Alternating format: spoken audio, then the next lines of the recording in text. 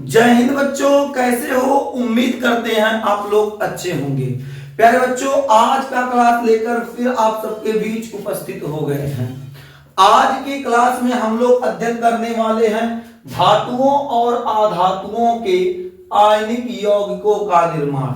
यानी जो धातु होता है और जो अधातु है, ये दोनों जब आपस में मिलेंगे तो किस प्रकार से यौगिक का निर्माण करेंगे, कैसे यौगिक का निर्माण होता है, पूरी जानकारी आज के क्लास में देंगे। मेरे देश के अच्छे बच्चे, क्लास के अंत तक बने रहिएगा। यदि आप क्लास के अंत तक बने रहते हैं तो हम आपसे बाबू इतना बता देते हैं कि आपको आज के क्लास के बाद फिर कभी धातु और अधातु के यौगिकों के निर्माण में किसी प्रकार की कोई समस्या नहीं आएगी। मेरे देश के नौजवान याद रखिएगा, मेरे देश के प्यारे बच्चे याद रखिएगा, पढ़ाई जबरदस्त होनी चाहिए। एकदम मेहनत से पढ़ाई करो ताकि किसी प्रकार की आपको भविष्य में कोई समस्या ना आए। पढ़ाई करते समय याद रखिएगा, आप नोट्स जरूर बनाते रहिएगा, नोट्स बनाते रहिए ताकि आपको रिवीजन के समय मदद मिल सके, रिवीजन के समय हेल्प मिल सके। जब आप नोट्स बनाएंगे उसके बाद देखिए, अभी आपको समझाएंगे तो आपको समझ में आ जाएगा, लेकिन बाबू आपका जो मस्तिष्क है लंबे समय तक किसी चीज को स्टोर नहीं कर सकता है।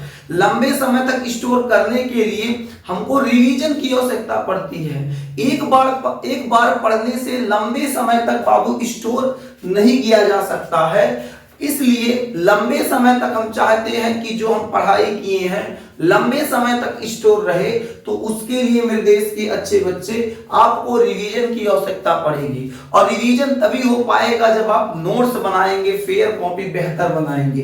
इसलिए मेरे देश के अच्छे बच्चे, आप फेयर कॉपी जो है या नोट्स कह लीजिए, उसे बेहतर बनाइएगा, लाजवाब बनाइएगा, ताकि रिवीजन के समय आपको किसी प्रकार की कोई समस्या ना हो। मेरे देश के अच्छे बच्चे, सबसे पहले आप लोग एक काम कीजिएगा, हेडिंग कर लीजिए धातुओं और अधातुओं के आयनिक यौगिकों का निर्माण।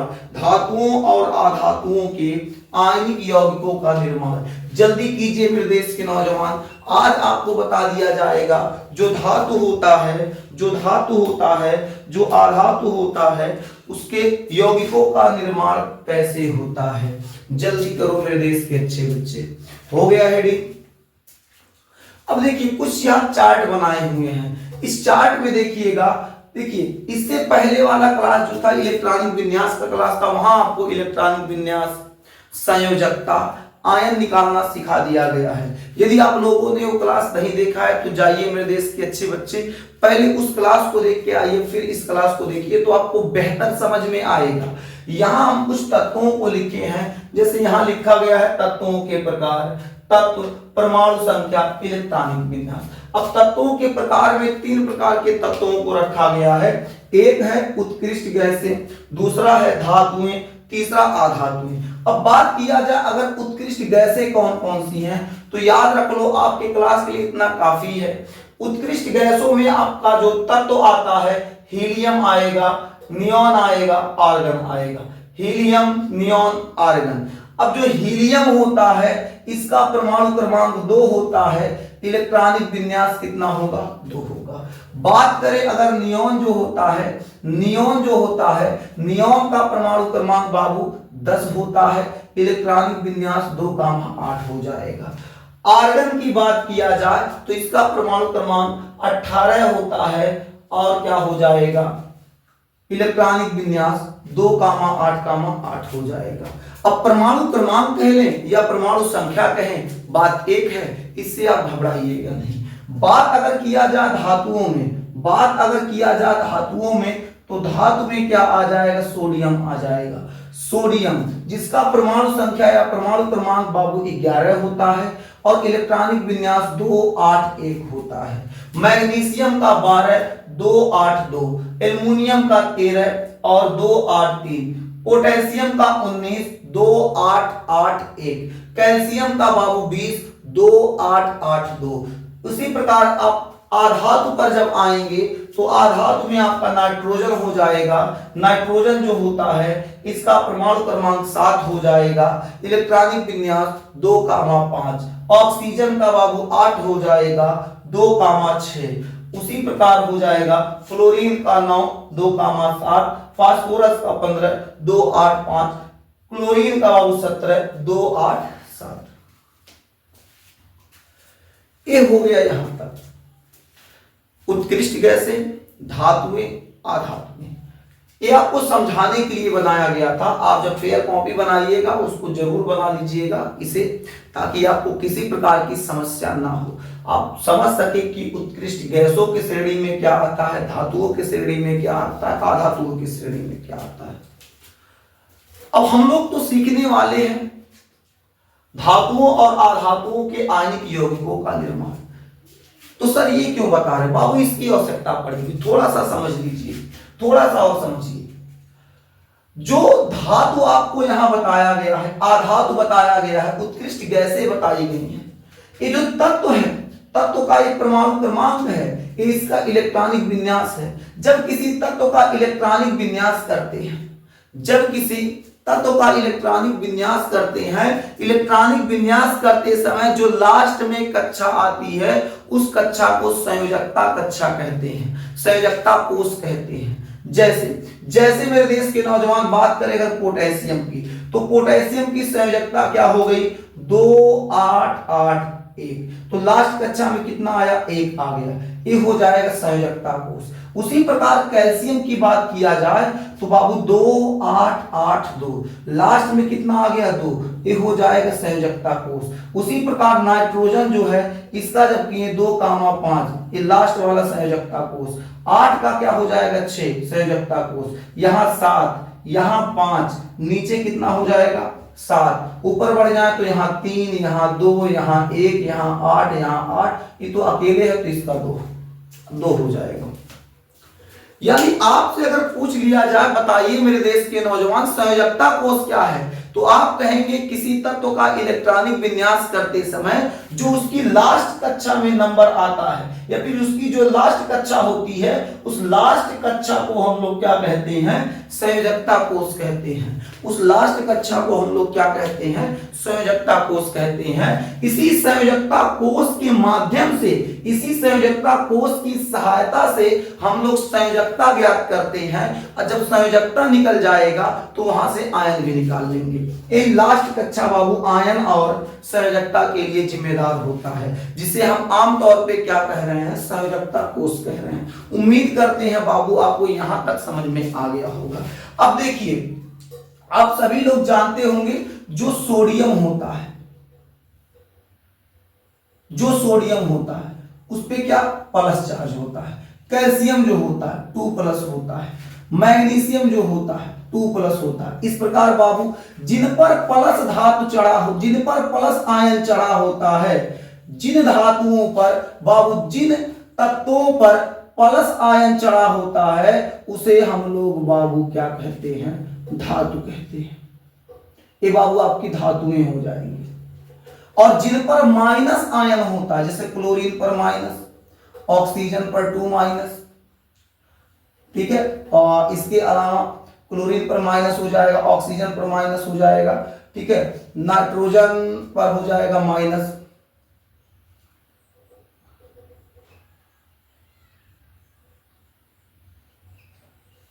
तो जिन पर माइनस आवेश होता है इन्हें बाबू हम लोग अधातु कहते हैं। क्या कहते हैं, अधातु। अब ये अधातुएं हो जाएंगी, ज्यादा है तो ये लगा देंगे, अधातुएं हो जाएंगी।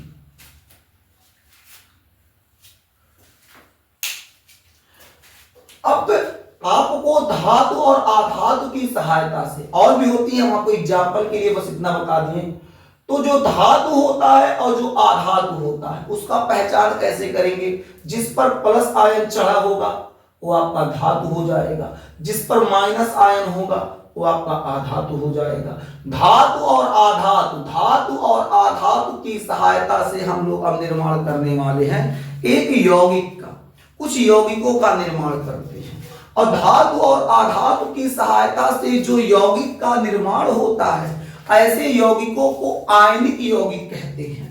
ऐसे यौगिकों को क्या कहा जाता है मेरे देश के नौजवान? तो ऐसे यौगिकों को आयनिक यौगिक कहा जाता है। यानी कहने का तात्पर्य क्या है, अगर कोई धातु जब आधातु से संबंध बनाकर, जब कोई धातु आधातु से क्रिया करके एक यौगिक का निर्माण करेगा, ऐसे यौगिक को आयनिक यौगिक कहा जाएगा। ऐसे यौगिक को क्या कहा जाएगा मेरे देश के नौजवान? तो आयनिक यौगिक कहा जाएगा।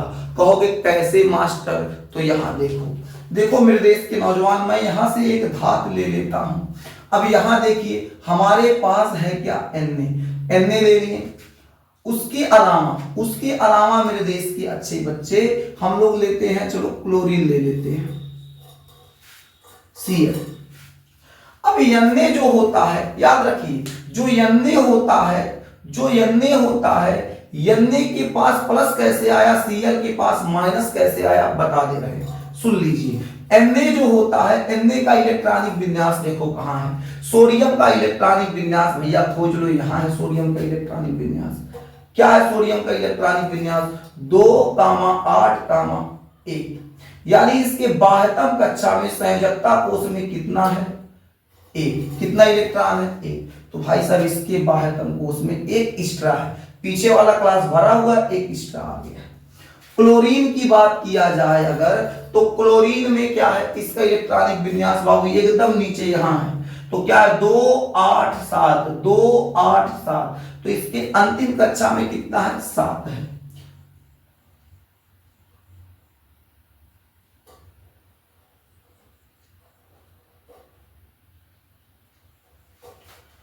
दो, 4, 6, 1, 7। अब होगा क्या? इनके यौगिकों का निर्माण कैसे होगा? देखो ये सोडियम है, इसके पास 1 एक्स्ट्रा है, एक क्लोरीन है, इसको 1 की आवश्यकता है। अब जो क्लोरीन है वो सोडियम से कहता है, देख भाई हमारे यहाँ पहुना आए हैं, तो एक काम करो है, जो तुम्हारा सामान थोड़ा हमको दे दो, इससे हमारा काम चल जाएगा। तो क्या करेगा? इससे मान लेगा, तो ये क्या होगा? यहां से ट्रांसफर होके यहां आ जाएगा। तो जो देता उसको बाबू दाता कहते हैं, और जो ले रहा उसको ग्राही कहेंगे। जो ले रहा उसको क्या कहेंगे? ग्राही। अब दाता कौन हुआ? सोडियम। सोडियम बाबू क्या किया? सोडियम अपना 1 इलेक्ट्रॉन किसको दे दिया? क्लोरीन को। अब सोडियम जब 1 इलेक्ट्रॉन क्लोरीन को दिया, तो जब एक दान दिया बाबू, कितना? 1 दान दिया, तो इस पर 1 प्लस चढ़ेगा। जो दान देता है उस पर प्लस 1 दिया तो 1 चढ़ेगा, 2 दिया तो 2 प्लस, 3 दिया तो 3 प्लस, मतलब जितना दान दिया उतना इसमें प्लस आ गया। अब ये लिया कितना? तो 1 बाबू, इसको आवश्यकता 1 की थी, तो 1 इलेक्ट्रॉन क्या किया? सोडियम से ले लिया, एक ग्राही है तो इस पे माइनस चढ़ा। अब देखिए सोडियम और ए दोनों क्या किए? ए क्या किया? यहां से 1 इलेक्ट्रॉन इसको दे दिया और 1 इलेक्ट्रॉन ले लिया। अब दोनों अपनी दुनिया में खुश है। तो सोडियम और क्लोरीन की सहायता से एक कंपाउंड का निर्माण हुआ, जिस कंपाउंड को NaCl सोडियम क्लोराइड कहेंगे। क्या कहेंगे? सोडियम क्लोराइड कहेंगे। और इस प्रकार यौगिक को बाबू क्या कहा जाएगा? आयनिक यौगिक कहा जाएगा।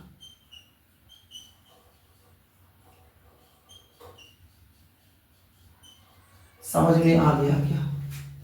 एक और बताते हैं, सुनिएगा, फिर से सुनिए, एक और एग्जांपल देखिए। जब तक आएगा नहीं आगे नहीं बढ़ेंगे बाबू, निश्चिंत रहिए, दिल थाम के बैठे रहिए, कोई दिक्कत नहीं होने वाला। हमारे पास है कैल्शियम। कैल्शियम के साथ किसको ले लें? चलो ऑक्सीजन को ले लेते हैं। तो कैल्शियम, आपको पता है कैल्शियम के पास 2 प्लस होता है, इसके पास कितना? 2 माइनस। कैसे होता है अभी बता देते हैं, सुनो। कैल्शियम का इलेक्ट्रॉनिक विन्यास कितना होता है? तो कैल्शियम का इलेक्ट्रॉनिक विन्यास है 2,8,8,2। यानी इसके बाह्यतम कक्षा में कितना इलेक्ट्रॉन? 2। यानी इसके पास बाबू कैल्शियम के पास 2 इलेक्ट्रॉन पड़ा हुआ है एक्स्ट्रा, क्योंकि इसका अष्टक पूरा हो गया।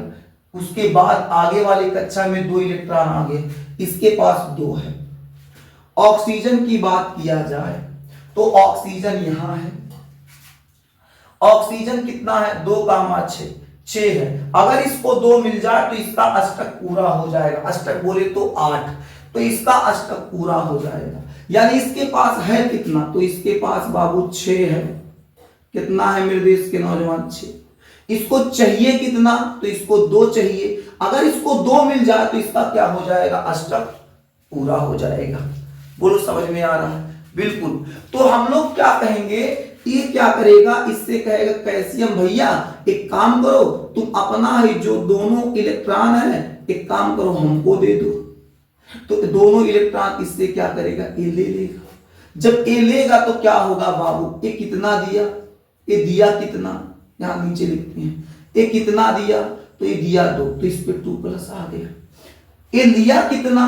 तो 2 लिया, तो जो लेगा बाबू उस पे क्या होगा? माइनस आ जाएगा। अब कैल्शियम और ऑक्सीजन दोनों एक दूसरे के साथ क्या किया? अपना एक यौगिक बनाए। भाई ये इसको दे दिया, इससे दे दिया, दोनों का संबंध बढ़िया हो गया। जब दोनों का संबंध बढ़िया हो गया तो इन्होंने एक यौगिक का निर्माण किया, जिस यौगिक को कहेंगे CaO। क्या कहेंगे? CaO। अब इस यौगिक को हम लोग क्या कहेंगे? इसको हम लोग कहेंगे कैल्शियम ऑक्साइड। क्या कहेंगे मेरे देश के नौजवान? तो इसको कहेंगे कैल्शियम ऑक्साइड। क्या कहा जाएगा? Calcium oxide. और दोनों आयनों के आदान प्रदान से बाबू अपना यौगिक बनाए हैं, तो इसलिए इस यौगिक को हम लोग आयनिक यौगिक कहेंगे। कौन सा यौगिक? आयनिक यौगिक कहा जाएगा। बोलिए मेरे देश के नौजवान, समझ में आ रहा है? बिल्कुल सर जी, एकदम समझ में आ गया। एक और एग्जांपल दे दे क्या? बोलिए मेरे देश के अच्छे बच्चे, एक और एग्जांपल दे दें जिससे आपको और बेहतर समझ में आ जाए। आइए एक और एग्जांपल देते हैं। किसको ले लें? चलो एक और लेते हैं। मैग्नीशियम पकड़ ले क्या? यहां से उठा लिए मैग्नीशियम। मैग्नीशियम के साथ चलो रख लेते हैं किसको? ऑक्सीजन को। अब मैग्नीशियम पे 2+ है, इस पे 2-। कैसे आएगा बताते हैं, रुको जरा सब्र करो, बता रहे हैं। तो मैग्नीशियम जो है, मैग्नीशियम के बाह्यतम कक्षा में कितना इलेक्ट्रॉन? 2 इलेक्ट्रॉन। अब इसके पास भाई साहब 2 एक्स्ट्रा है। धातुओं के पास एक्स्ट्रा होता है, धातु बाबू देता है, आधातु लेता है। तो आधातु ऑक्सीजन के पास कितना? तो आपको पता है आज ऑक्सीजन के पास 6 होता है। तो क्या करेगा? कहेगा मैग्नीशियम भाई साहब वही पुराना काम, थोड़ा सा दे दो, तो ले देगा। जब क्या करेगा? मैग्नीशियम से 2 इलेक्ट्रॉन ले लेगा, तो अब दिया कौन? मैग्नीशियम, इस पर 2+ हो गया। लिया कौन? ऑक्सीजन, 2- हो गया। दोनों का बाबू एक कंपाउंड बनाए मिलके, जिस कंपाउंड को क्या कहेंगे? MgO। एक ऐसा कंपाउंड है तो आयनिक कंपाउंड है, यानी आयनिक यौगिक है, तो इसको हम लोग क्या कहेंगे? Magnesium oxide. Magnesium oxide.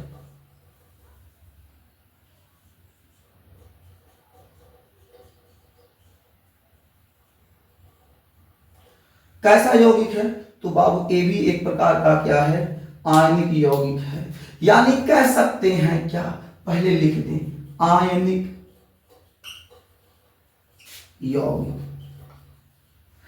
यानी कह सकते हैं क्या?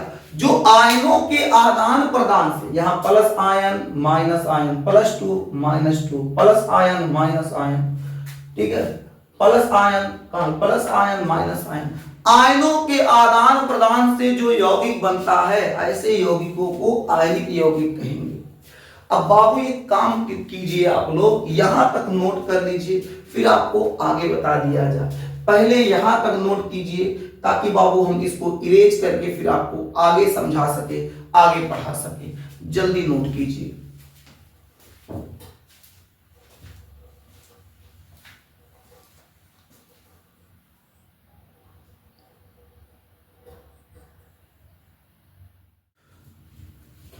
चलिए मेरे देश के अच्छे बच्चे, अब हम लोग आगे बढ़ते हैं। अब हम लोग सीखते हैं आयनिक यौगिकों के गुणधर्म। जो आयनिक यौगिक अभी हम बनाए हैं, जैसे NaCl हो गया, MgCl2 हो गया, CaO हो गया, उन आयनिक यौगिक जो है अभी बनाया गया है, उनका गुणधर्म क्या है, भौतिक गुणधर्म क्या है, गलनांक क्वथनांक क्या है, उनके गुणधर्मों पर अब हम लोग चर्चा करते हैं।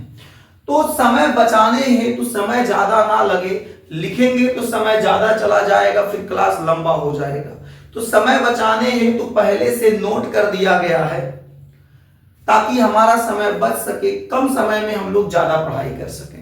तो मेरे देश के अच्छे बच्चे, आयनिक यौगिकों के गुणधर्म, आयनिक यौगिकों के गुणधर्म, इसमें सबसे पहले हम लोग समझेंगे भौतिक गुणधर्म, यानी जो आयनिक यौगिक होते हैं, जो आयनिक यौगिक होते हैं, इन आयनिक यौगिकों का भौतिक गुणधर्म क्या है, पहले इस पर बात कर लेते हैं।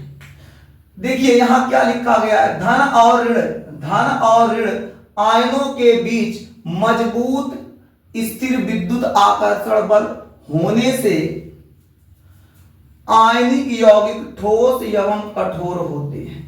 कह रहा है जो आयनिक यौगिक होते हैं उसमें धन और ऋण आयनों के बीच जो होता है मजबूत स्थिर आकर्षण बल होता है। यानी जब आयनिक यौगिक बनता है तो आयनिक यौगिक बनते समय जो धन आयन से बना है, जो ऋण आयन से बना है, उनके बीच का जो आकर्षण होता है, उनके बीच का जो आकर्षण बल होता है वो बहुत मजबूत होता है। क्या होता है, बहुत मजबूत होता है। क्यों होता है, क्योंकि इनके बीच बाबू स्थिर विद्युत आकर्षण बल उपस्थित होता है। बात करें अब इसके उपस्थित होने के कारण क्या होता है, जो आयनिक यौगिक होते हैं वो ठोस हो जाते हैं और कठोर हो जाते हैं। देख लीजिए, धन और ऋण आयनों के बीच मजबूत स्थिर विद्युत आकर्षण बल होने से आयनिक यौगिक ठोस एवं कठोर हो जाते हैं। आगे क्या बताया गया, ये यौगिक भंगुर होते हैं तथा दाब डालने पर टुकड़ों में टूट जाते हैं। यानी जो आयनिक यौगिक होते हैं वो भंगुर होता है और जब उस पर दाब डाला जाता है, प्रेशर डाला जाता है तो टूट जाता है। देखिए जो पदार्थ भंगुर होगा उसमें टूटने का गुण पाया जाएगा। जैसे हमारे पास हम कल गए दुकान, किराना वाले दुकान पे गए, कहे भैया हमको खड़ा वाला नून दे दो। अब जो खड़ा वाला नून हमारे घर पे आया वो NaCl से बना हुआ है। किससे बना हुआ है मेरे देश के नौजवान, तो NaCl से बना हुआ है। नोन जो होता है, नोन को हम लोग देहाती में नोन इसको कहेंगे और बाकी हम लोग इसको नमक कहते हैं। यानी जो नोन होगा बाबू, जो नमक होगा, NaCl जो होगा, खड़का नोन लाएं और उस पे क्या करें, दाब डालें। दाब लोढ़ा से जब मारो एक लोढ़ा तुरंत भंगुर हो जाएगा, टूट जाएगा। तो जैसे एक लोढ़ा पड़ गया तुरंत क्या होगा, टूट जाएगा। यानी यही बताया गया, जो बाबू आयनिक यौगिक से बने होते हैं उनमें जब दाब डाला जाता है तो क्या होते हैं, टूट जाएंगे। क्यों, क्योंकि बाबू कठोर होते हैं। आगे बात किया जाए तो हमारी दूसरी हेडिंग क्या है बाबू, दूसरी हेडिंग है उच्च गलनांक एवं क्वथनांक। उच्च गलनांक एवं क्वथनांक देख लेते हैं। आयनिक यौगिकों में ध्यान दीजिए, आयनिक यौगिकों में विपरीत प्रकृति के विद्युत आयन मजबूत अंतर आयनिक आकर्षण बल से जुड़े रहते हैं। कह रहा जो आयनिक यौगिक होते हैं, आयनिक यौगिक में बाबू विपरीत प्राकृतिक विद्युत आयन मजबूत होते हैं। देखिए विद्युत कहने का मतलब क्या है, जो बाबू आपका आयनिक यौगिक होगा, जो आयनिक यौगिक होगा उसमें बाबू विपरीत आयन होता है। एक प्लस आयन होगा, एक माइनस आयन होगा। तो विपरीत आयन के कारण क्या होता है, इनके बीच का जो बंध होता है, इनके बीच का जो बाबू बंध होता है, अंतर आयनिक आकर्षण बल के कारण क्या होते हैं, जुड़े होते हैं। जब इनके कारण जुड़े होंगे तो क्या होगा, इसमें क्या दिखेगा, आगे देखिए। इस आकर्षण बल को तोड़ने के लिए ऊर्जा की पर्याप्त मात्रा की आवश्यकता पड़ेगी। यानी जो अंतर आयनिक आकर्षण बल से बने होंगे उनको जब तोड़ा जाएगा तो उसमें अधिक ऊर्जा की, पर्याप्त ऊर्जा की आवश्यकता होगी। इसलिए इनका गलनांक और क्वथनांक क्या होता है, उच्च होता है। यही कारण है बाबू कि इन यौगिकों का गलनांक और क्वथनांक क्या होता है, उच्च होता है। अभी नीचे गलनांक क्वथनांक लिखा गया, अभी बता दिया जाएगा।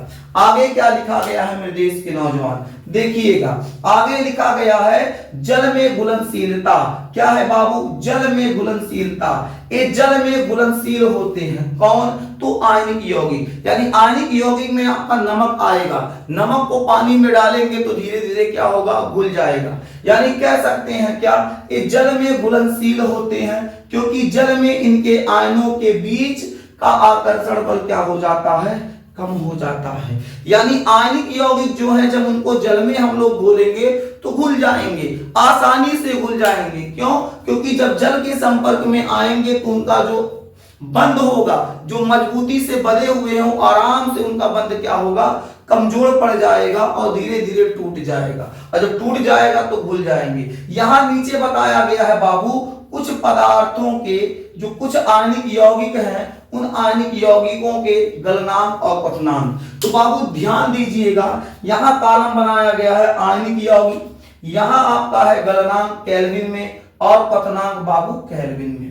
अब जो आयनिक यौगिक है उसमें सबसे पहले लिया गया है नून, NaCl, sodium chloride. Sodium chloride का गलनांक कितना होता है, 1074 केल्विन, 1074 केल्विन। और इनका क्वथनांक क्या हो जाएगा, इनका क्वथनांक क्या होगा बाबू, 1686 केल्विन। कितना हो जाएगा, 1686 केल्विन। तो मेरे देश के अच्छे बच्चे, जो NaCl होता है, जो NaCl होगा, NaCl का बाबू जो गलनांक होगा केल्विन में कितना होगा, 1074 हो जाएगा। क्वथनांक जो हो जाएगा 1686 केल्विन हो जाएगा। बात करें लिथियम क्लोराइड की तो इसका 800 बाबू कितना हो जाएगा, 87 केल्विन। आगे बात किया जाए तो इसका क्वथनांक कितना हो जाएगा, 1600। कैल्शियम क्लोराइड की बात किया जाए CaCl2 की तो बाबू देखिए इसका गलनांक कितना हो जाएगा केल्विन में, 1045। और बात किया जाए क्वथनांक की तो 1900। आगे कैल्शियम ऑक्साइड का कितना हो जाएगा, तो कैल्शियम ऑक्साइड का हो जाएगा बाबू 2850 या 2850। और यहां क्या हो जाएगा 3120, यानी कह सकते हैं 3120। आगे बात किया जाए मैग्नीशियम क्लोराइड की तो 981 1685। ये इसका बाबू गलनांक क्वथनांक हो गया। एक बार इसको आप पढ़ लीजिएगा। अगर आपको इस क्लास में किसी प्रकार की समस्या हुई है तो एक काम कीजिएगा, आपको कहीं कोई टॉपिक नहीं समझ में आया है तो वीडियो को पीछे कीजिएगा, फिर देखिएगा तो आपको समझ में आ जाएगा। आज के लिए बस इतना ही मेरे देश के नौजवान। अब आपका क्लास रेगुलर लगता रहेगा, डेली लगेगा। आप चैनल से अगर नहीं जुड़े हैं तो जुड़ जाइए। चैनल पर पहली बार आए हैं तो चैनल को सब्सक्राइब कर लीजिए। अगर आप इस परिवार का हिस्सा हैं, आप इस परिवार के सदस्य हैं तो बाबू आपको तहे दिल से धन्यवाद करेंगे। बात अगर किया जाए तो आज बाबू हम लोग क्या पढ़ें, तो आज आपको आयनिक यौगिकों को बताया गया कैसे बनता है। इसके बाद आयनिक यौगिकों का गुणधर्म पढ़ाया गया। उसके बाद गुणधर्म के बाद ये कुछ उनके गलनांक क्वथनांक बता दिए गए। आज के लिए बस इतना ही, फिर मिलेंगे आपसे अगले क्लास में। तब तक के लिए जय हिंद।